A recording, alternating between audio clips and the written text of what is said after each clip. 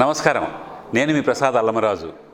మన PSR Apple టీవీకి స్వాగతం. ఈరోజు ముఖ్యాంశాలు మీకోసం. Apple diagnostic and medical centre 20 వసంతాలుగా సామాన్యునికి అందుబాటు ధరలతో, నమ్మకమైన రిపోర్ట్లతో, విశిష్ట నైపుణ్యం గల డాక్టర్ల పర్యవేక్షణతో వేలాది మంది మధ్యలో గుర్తింపు పొందిన ఏకైక diagnostic centre Apple diagnostic centre. ఇప్పుడు మీ సౌలభ్యం కోసం free home visit samples available. ఈ సర్వీసెస్ ను ఉపయోగించవలసిందిగా కోరుతున్నాను. సంప్రదించండి 8000880414 9000097980. తూర్పుగోదావరి జిల్లా రాజమండ్రి విమానాశ్రయం నుండి ముంబైకి విమాన సర్వీసులు ప్రారంభమయ్యాయి.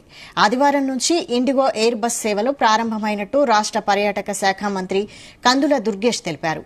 కోరుకొండ మండలం మధురపూడి ఎయిర్పోర్ట్లో ఇండిగో ఎయిర్ బస్ సర్వీసును ఆయన ఆదివారం ప్రారంభించారు. ఇక ప్రయాణికుల సౌకర్యార్థం ఈ సర్వీసును ప్రారంభించామన్నారు. కేవలం 2 గంటల్లోనే రాజమండ్రి నుంచి ముంబైకి ప్రయాణించవచ్చు. మరోవైపు ఈ నెల 12 నుంచి న్యూఢిల్లీకి రాజమండ్రి నుంచి విమాన సర్వీసు ప్రారంభం కానుంది. ప్రతిరోజు సాయంత్రం 4:50 ముంబై నుంచి బయలుదేరిన విమానం 6:45 రాజమండ్రి చేరుకుంటుంది.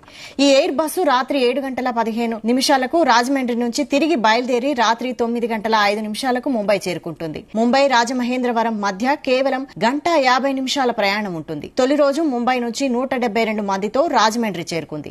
తిరిగి ఈ ఎయిర్ బస్సులో 120 మంది ముంబై వెళ్లారు. ప్రారంభోత్సవ కార్యక్రమంలో మంత్రి దుర్గేష్ తో పాటు ఎమ్మెల్యేలు గోరంట బుచ్చయ్య చౌదరి, ఆదిరెడ్డి వాసు, నల్లమిల్లి రామకృష్ణారెడ్డి, ముప్పిడి వెంకటేశ్వరరావు, రుడా చైర్మన్ బొడ్డు వెంకటరమణ చౌదరి పాల్గొన్నారు. రాష్ట్ర సాంస్కృతిక రాజధాని అయినటువంటి రాజమండ్రి నుంచి భారతదేశ వాణిజ్య రాజధాని అయినటువంటి ముంబైకి ఫ్లైట్ ఏర్పాటు చేయడం అనేది ఈ విమానయాన చరిత్రలో రాజమండ్రి వరకు ఇదొక శుభ ప్రారంభంగా చెప్పాలి.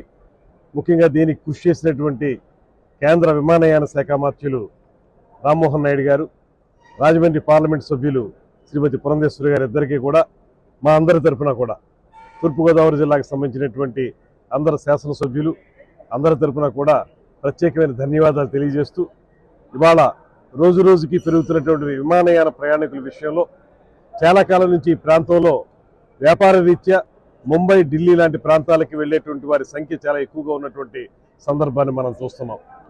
ముఖ్యంగా ఈ ప్రాంతం నుంచి వస్త్ర వ్యాపారులు కానీ, అదేవిధంగా ఇతరత్ర వ్యాపారాలు చేసుకునేటువంటి వారు, నర్సరీలకు సంబంధించిన వాళ్ళు కానీ, అదేవిధంగా పండ్ల వ్యాపారస్తులు కానీ చాలా పెద్ద ఎత్తున ఇక్కడి నుంచి కార్గో కూడా వెళ్లేదానికి అవకాశం ఉంది.